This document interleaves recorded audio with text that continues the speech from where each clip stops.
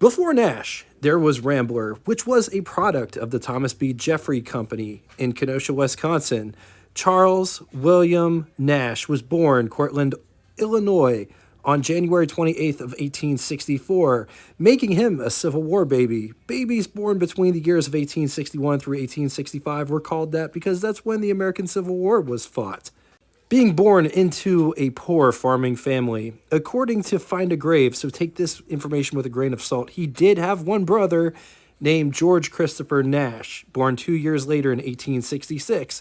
Other sources say that he had at least one sister, so family life information is a bit conflicting. A bit of a side note, but an important note to make nonetheless, we're going to be on a first name basis with most of the people in this story after introduction. I'm also going to refer to Charles as Charlie because Charlie Nash has a nice ring to it. Farm life was rough, but family life was even rougher. Charlie's parents couldn't weather the storm through their marriage and split up when Charlie was only 6 years old. Not sure what really happened to the other kids, but no one wanted Charlie. He was abandoned by the only people he knew, the only people that were supposed to love him.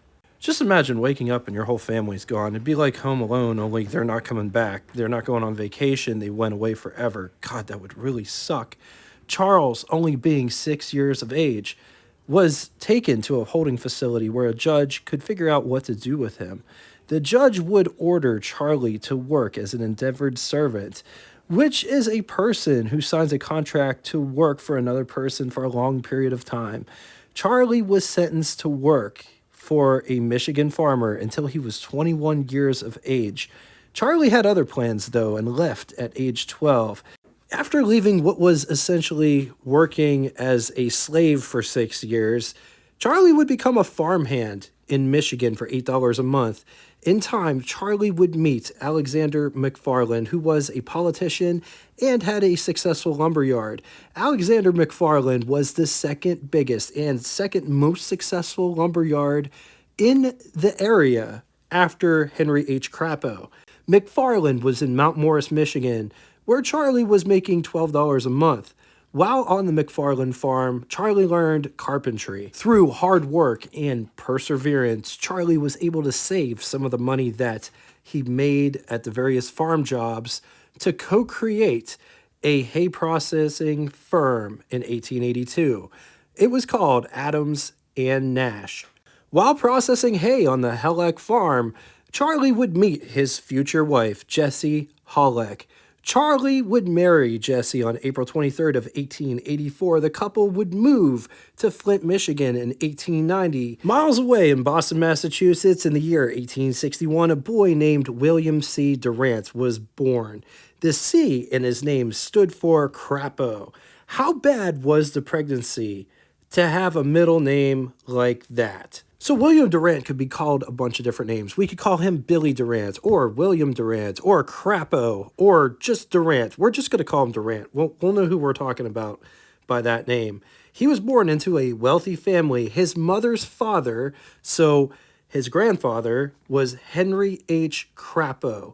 That's where William Durant's middle name comes from. He was a governor of Michigan at one point, and he had one of the most successful lumber yards in that area of Michigan. Durant's father, he was kind of a turd. He deserted the family in 1869.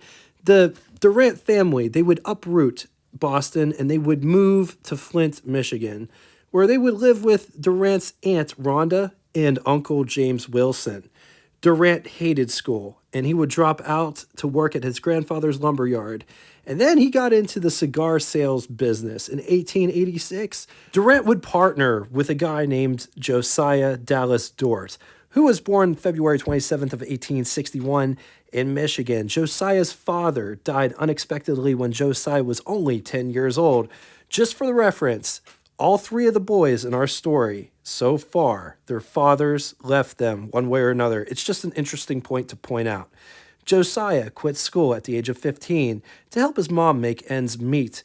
Josiah would move to Flint, Michigan, where he started working for hardware stores. Josiah would put money back as much money as he could so that one day he could have his very own hardware store.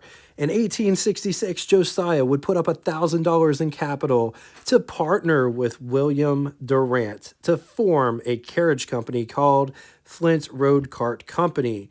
Durant's role was the salesman, while Josiah did the administration side of things. It's now 1890. Charlie Nash and his wife just moved to Flint, Michigan, and Charlie needs a job. He would go to the Flint Carriage Company, where William Durant himself hired him to be a cushion stuffer, making $1 a day, which equates out to be about $35.14 in the year 2025, $31 a month, $1,089.43 in the year 2025. Within 6 months, Charlie was promoted to the superintendent of the factory.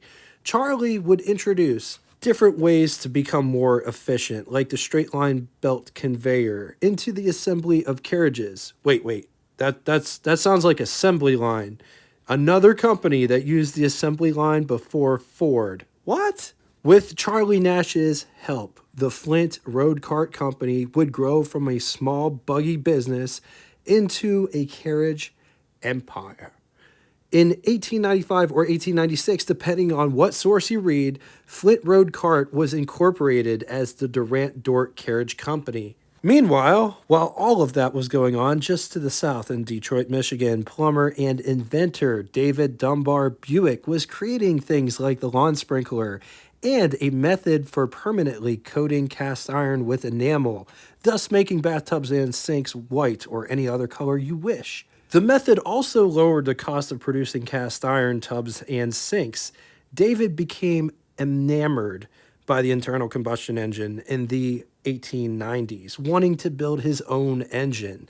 David began experimenting with different designs. What started off as curiosity soon turned into an unhealthy obsession. David was spending less and less time as a plumber. His partner in the plumbing business he needed a partner to do plumbing work with. He wasn't really interested in working in shit anymore, and the partnership dissolved on that note, and the plumbing company was sold off. Fun fact, the plumbing business that was sold to a plumbing firm would eventually grow into American Standard, which is still around today. David now had the money, time to pursue his engine obsession full-time, and would create a new company called Buick Auto Vim and Power Company in 1899.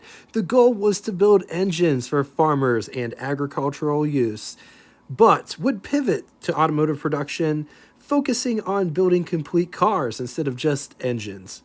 David would partner with Walter Marr, which would lead to the creation of the Buick car as well as the overhead valve engine, but we'll get back to that in a minute. The partnership between David and Walter was a rocky one, to say the least. Both men were hot-tempered. Walter would ultimately buy the car and quit his partnership with David after a really bad heated argument about the company. The company would be renamed in 1902 to Buick Manufacturing. By 1902, David burned through most of the capital that he had without generating any significant revenue, but he did build a car in 1902. David established the Buick Manufacturing Company with the goal of manufacturing engines to other car companies, as well as producing their own cars eventually. Things didn't go smoothly for David that year, dealing with manufacturing problems, hemorrhaging money at every turn, and by the end of 1902, David was broke, and he really didn't have all that much to show for it. I mean, I guess he did produce one car that Walter Marr now has, but through all of the pain and suffering, he was able to build and produce a valve-in head engine. It's important to note that David wasn't the first to build an overhead valve engine. He got a lot of inspiration from Rudolf Diesel, who built an overhead valve diesel engine in 1893. J.W. Raymond patented the overhead valve engine in 1892. Just for reference, most of the engines back in this day used T-head valve arrangements where valves ran on both sides of the cylinder head. Intake valves on one side, exhaust valves on another side. The piston was in the center. T-head was the most common setup until World War I. The L-head design was out before World War I, and a lot of earlier engines didn't come apart. Their gasket technology wasn't great. And there was great innovations during World War I. And that's what saw the rise of the L-head and overhead valve engines. That's just to put it in perspective of how revolutionary David Buick's overhead valve engine was. Think of it this way, and I don't know if you've ever stopped to think about this, but Buick is one of the only companies that never built a flathead engine. David, he had money problems. He would run out of money again in 1903, and he was forced to raise $5,000 with the help of his friend and car enthusiast Ben Biscoe. Together, they would form Buick Motor Car Company in 1903. Just to the north, up in Flint, Michigan, Durant would learn about Buick, and he was intrigued by the overhead valve engine design. Durant would join David Buick as a consultant and then as an investor, and David thought, yes! This is the angel investor that we need, not knowing at that point in time that not all angels are good. Durant once said the automobile were noisy, fangled contraptions that scared women, children, and horses, but he was up for trying new things, especially whenever there was money involved. Durant would borrow one of Buick's cars and put it to the test, driving in all kinds of different conditions and terrains, putting the car in its paces. Durant knew that this was going to be the future.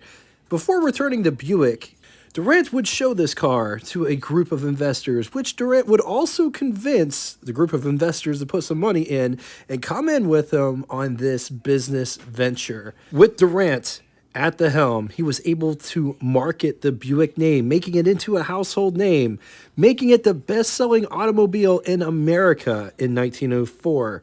Durant had a vision of making an automobile empire, nay, automobile conglomerate, at the likes of which no one has ever saw before. He wanted to buy companies and have a holding company to run them all.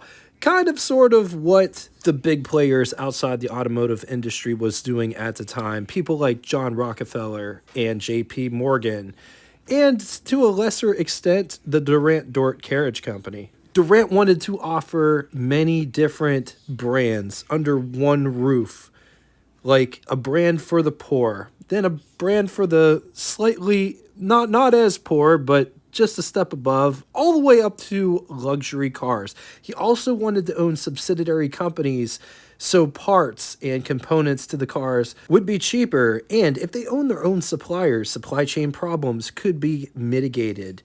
Durant would found General Motors on September 16th of 1908. It was called General Motors after J.P. Morgan's General Electric. And then Durant went on a bit of a buying spree, buying up companies like Oldsmobile by the end of 1908. He acquired Cadillac and Oakland in 1909. All told, Durant would buy 13 car companies and 10 suppliers. Durant even tried to buy the Ford Motor Car Company for $8 million, but the banks wasn't having any of it because Durant was being a little bit overzealous. By 1910, General Motors was overextended with a lot of companies not making any money. The corporation as a whole didn't have any capital. While all that was going on, Charlie Nash is still at Durant Dort Carriage Company, rising through the ranks. In 10 years' time, Charlie was named Durant Dort Carriage Company Vice President. Just a little time later, Durant would bring Charlie over to Buick and put him in charge of production over at Buick. This was Charlie's first job in the automotive industry. But that was just a minor detail because Durant needed Buick to become more streamlined and efficient, and he knew Charlie Nash was the guy that could get that job done. When automobiles grew in popularity, Durant Dort Carriage Company would shift to making bodies for the Buick cars. James J. Starrow, who was president of General Motors, would appoint Charlie Nash as vice president of Buick. In the background, while that's all going on, William Durant, the guy that formed General Motors, would be forced out of the company that he founded because of over leveraging General Motors with gambling acquisitions, essentially. In 1912, Charlie was looking for someone to do the day to day stuff, the manufacturing stuff, so he could focus on sales and logistics. The new hire came from American Locomotive Company. His name was Walter P. Chrysler, and he was hired as Buick's work manager. Durant had General Motors in hot water with the banks over leveraging, buying way too many companies at one time. It wasn't even really the fact that he bought all those companies, it was the fact that those companies wasn't producing any income. So, Durant was forced out of his own company. And just like that, General Motors needs a new president. Charlie Nash was appointed to take the helm over at General Motors as General Motors' fifth president on November 19th of 1912. Charlie Nash would make General Motors profitable by getting rid of companies that didn't perform or meet expectations. Charlie would make cuts to companies like Carter Car, Welsh, Reliance, Elmore, keeping Buick, Oldsmobile, Oakland, Cadillac. Charlie was able to get General Motors back in good standings with the banks. While Charlie was out making General Motors profitable and laying down the groundwork for it to be the juggernaut, nay, be the profitable juggernaut that it was destined to be, Durant wasn't going down without a fight. He was looking for ways to get back to the top at General Motors. Durant would soon partner with the Chevrolet brothers. Durant wanted to build a car with their name on the side of it because back in the day, notoriety sold cars. Durant was able to make Chevrolet into a household name practically overnight. And with all of the money that he was able to make, he was able to offer General Motors shareholders 5 shares of Chevy stock for every 1 share of General Motors stock they sold to him. The deal was irresistible for shareholders. Durant would get enough General Motors stock to make himself president of General Motors once more. It's not like Durant hated Charlie Nash. Durant liked Charlie. He didn't have a problem with Charlie. Durant just wanted the power that came with being president of General Motors. Charlie Nash had respect for Durant because without him, Charlie would have never had the experience or the life that he had if it wasn't for Durant that hired him clear back at the Flint Road Cart Company. But Charlie had enough of the drama, and he just wanted to build quality cars with his name on it. Charlie Nash would leave General Motors and he would team up with Walter P. Chrysler and James Starrow. And it turns out making an automobile company from nothing, having a good quality product with a name recognition is very hard to do, and it's just way easier just to take over a company. So the trio would try and take over Packard, a luxury car brand that goes back to 1899 in Detroit, Michigan. The shareholders wasn't having any of it, though. The trio would disband, each going their, well, Walter P. would go his own separate way, getting a job at Maxwell Motors. He would successfully convert that company into Chrysler. James Starrow would go with Charlie and become chairman at Nash Motors, which he would be a part of from 1916 until his death in 1926. Charlie wanted to get into the auto space really bad and was looking at all of the different prospects. Packard takeover didn't work. Maybe I could build my own company.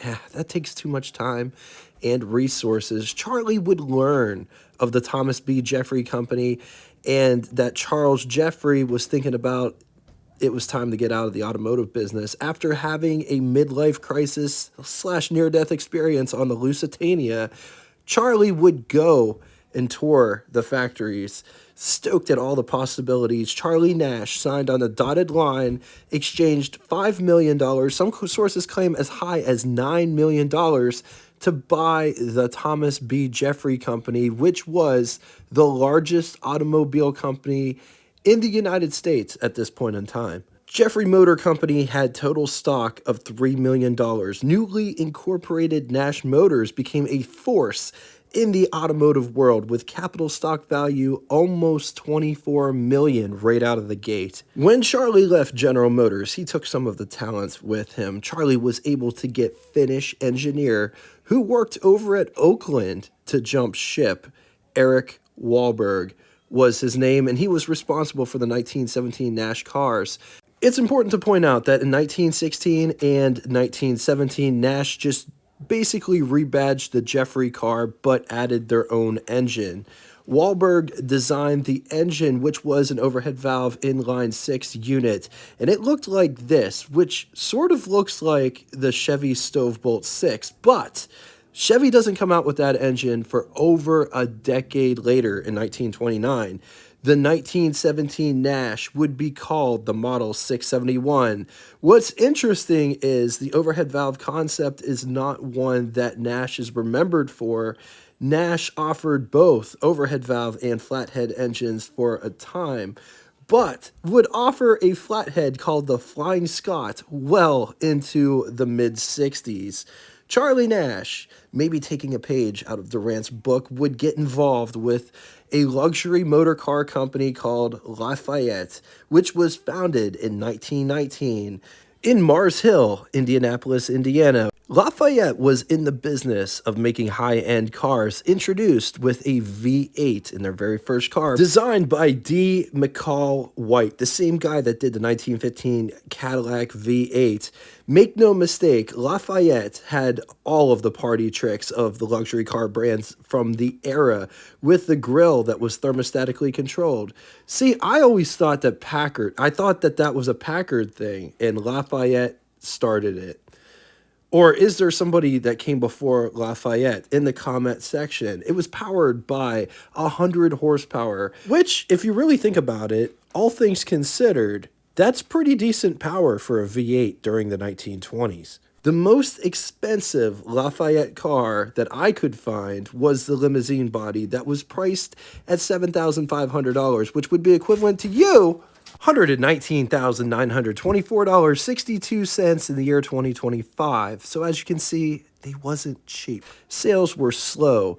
It was a new car and expensive with no name recognition, and it was to be sold at $5,000 or more. Charlie Nash would become president of Lafayette in 1921, making Charlie Nash, for those at home who are keeping score, the president of two companies. Both Lafayette and Nash would stay independent for a time. Lafayette struggled, and there was rumors swirling around about possible mergers with Pierce Arrow, or maybe merging Lafayette with Rolls-Royce or General Motors, because everything got sold to General Motors back in the day, it seemed. In 1922, Lafayette facilities were moved to Milwaukee, Wisconsin. In 1924, Nash Motors would have complete control over Lafayette. Charlie Nash would offer both Nash and Lafayette for a time. He would build premium cars and build them with V8 engines, but the cars were not selling, so Charlie would soon pull the plug on Lafayette. Earlier that year, Charlie purchased another motor car company called Mitchell Motors Company, which was based in Racine, Wisconsin. They built cars from 1903 through 1923.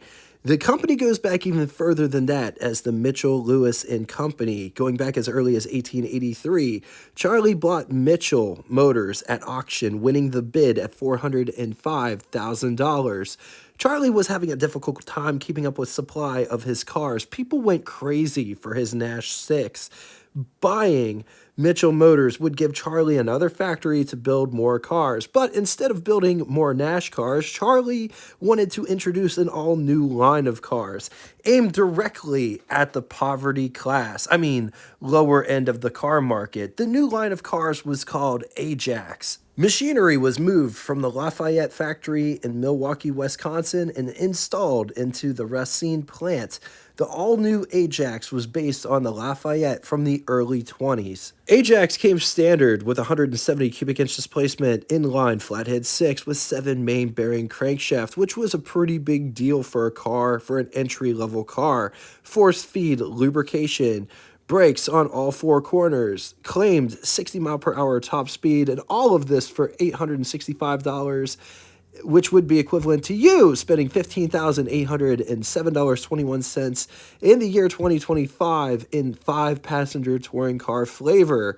Ajax only lasted 2 years, 1925 and 1926, and was ultimately discontinued because the buying public didn't perceive it as a true Nash product, despite getting positive reviews and selling decently, because they sold like 27,300 units in 1925, which is nothing to sneeze at. And then even more units in 1926 at 38,622 units. In 1926, the Ajax line would be absorbed into the Nash Light 6, which was essentially what it was. It was just a stripped-out version of that car, rebadged as Ajax. Nash had different eras of cars. I guess to say it a different way is Nash played the price field.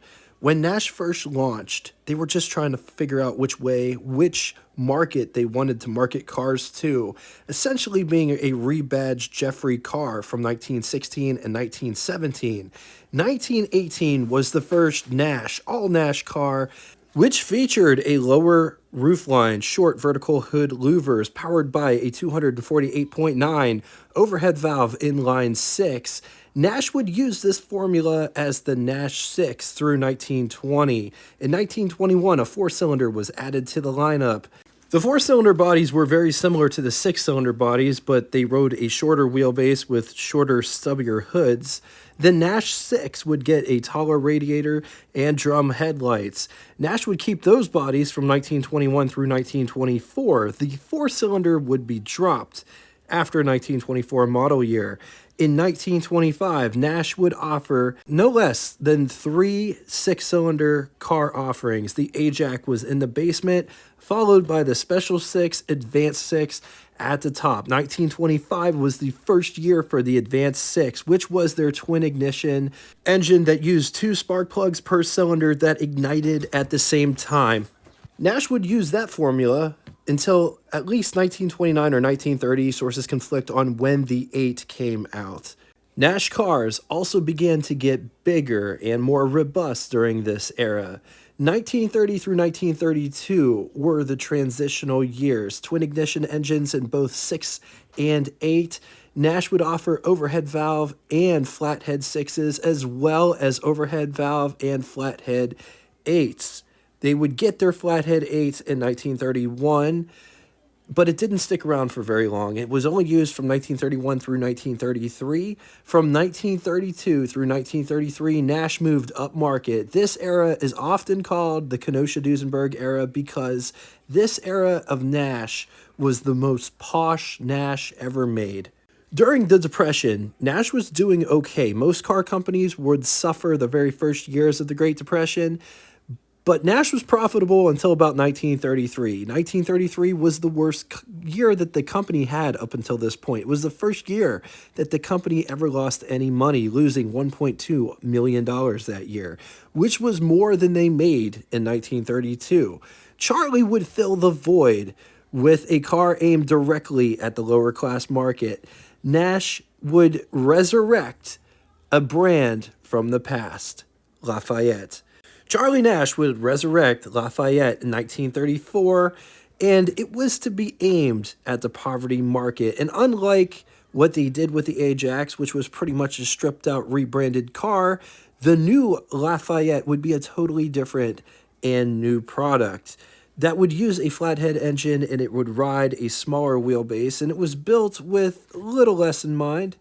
But it wasn't a bad car. It was priced at $595, which would be equivalent to you spending $14,200. Brand new brand, unrecognized name. They produced 9,300 cars in 1934, which was pretty good for the middle of the biggest economic recession to happen to this country. In 1935, Nash would switch markets again, as well as go to an all-new body design, a more streamlined car called the Aeroform. Nash would pioneer unit body construction. Chrysler claimed to be the first with unit body construction 1 year prior with their Chrysler Airflow. Though the Airflow was a revolutionary car, It wasn't really unit body. The Nash was. Unit body was a little bit different than what we are accustomed to now. Nash still had a perimeter frame, but with floor panels welded to it. Nash would use the unit body concept until the end of Nash. On October 27th of 1936, it was announced that Nash Motors would merge with Calvinator Corporation. The company goes back to 1914, founded in Detroit, Michigan, under the name Electro Automatic Refrigerating Company by engineer Nathaniel Wales, who came up with a more practical electric refrigerator. The company would change their name to Calvinator in February of 1916 in honor of Irish-Scottish physicist Lord Byron Calvin, the discoverer of the existence of absolute zero. Calvinator has a long and colorful history, and they really should get their own episode one day. We're going to fast forward to 1928. George Mason would take control of the company. Under George Mason's leadership, the company would prosper. The company was able to lower costs while increasing market share.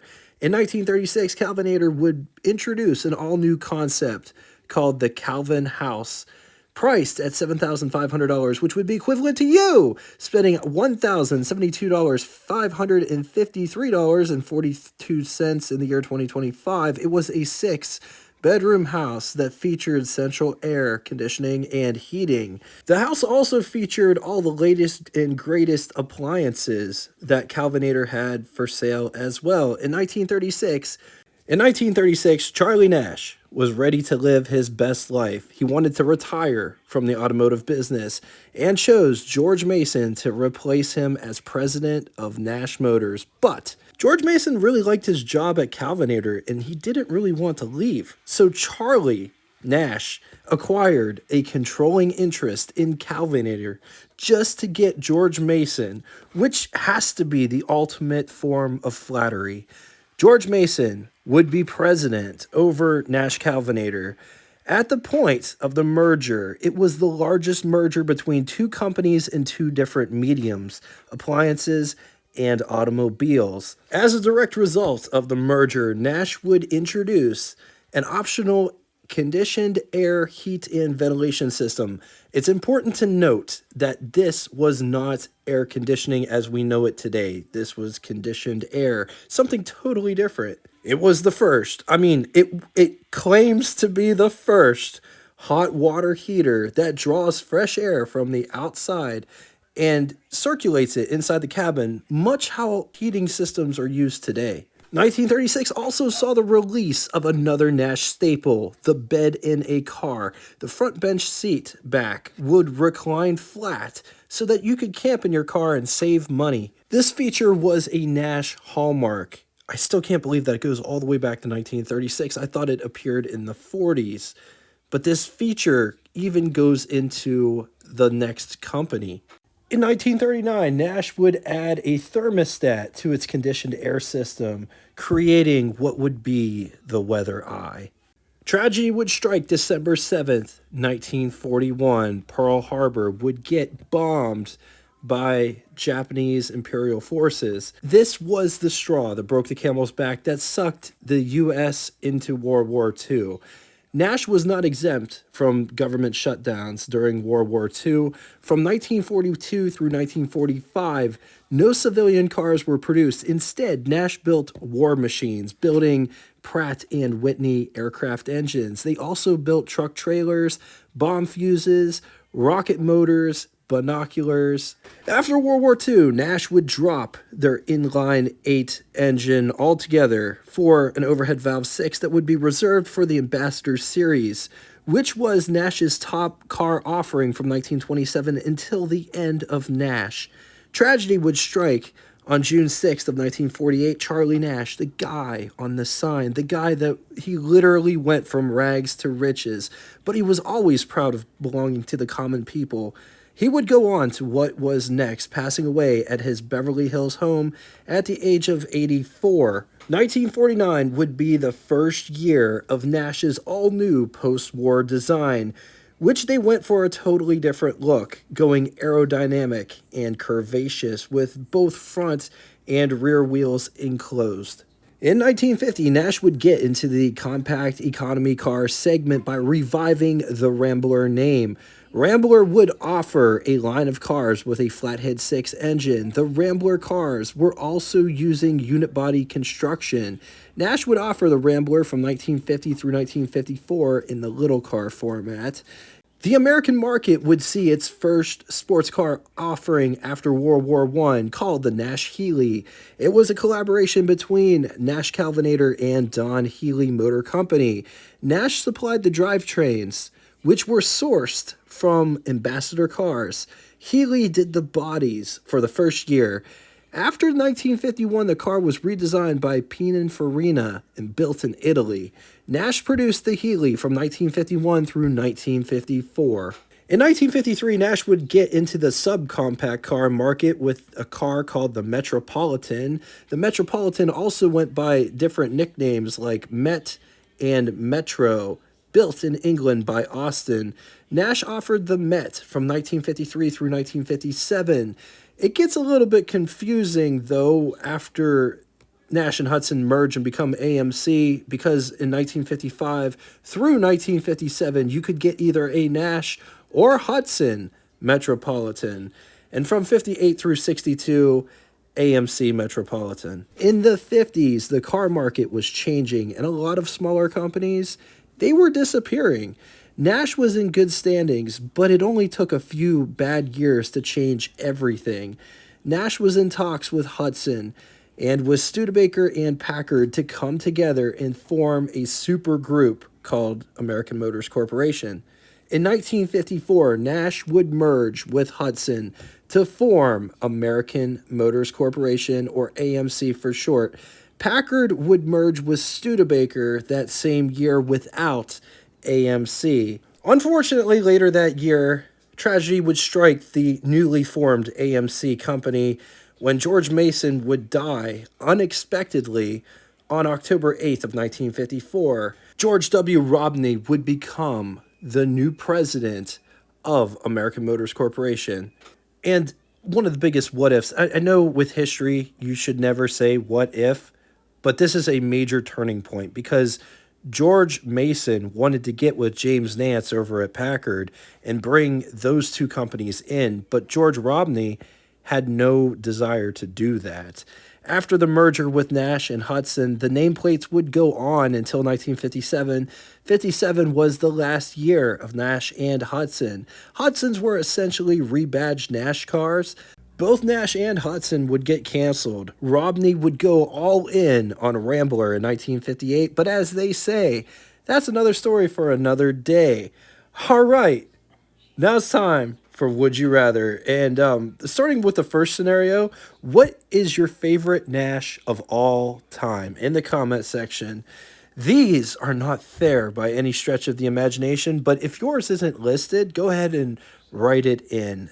Second scenario, would you rather have a 1950 Nash Airflight or 1932 Nash Twin Ignition 8 or 1940 Nash Ambassador? I'm going to leave this here for a minute. If you need more time, feel free, pause the video. On to the second scenario, 1925 Ajax or 1953 Nash Rambler Country Club or 1924 Lafayette. Once again, going to leave this here for a minute. If you need more time, feel free, pause the video. On to Name That Tune. First person to get both the name of the band and the song title correctly in the comment section. That's key. It has to be in the comment section. We'll have their comment pinned to the top of the comment section. Thank you all so much for coming out and watching this one.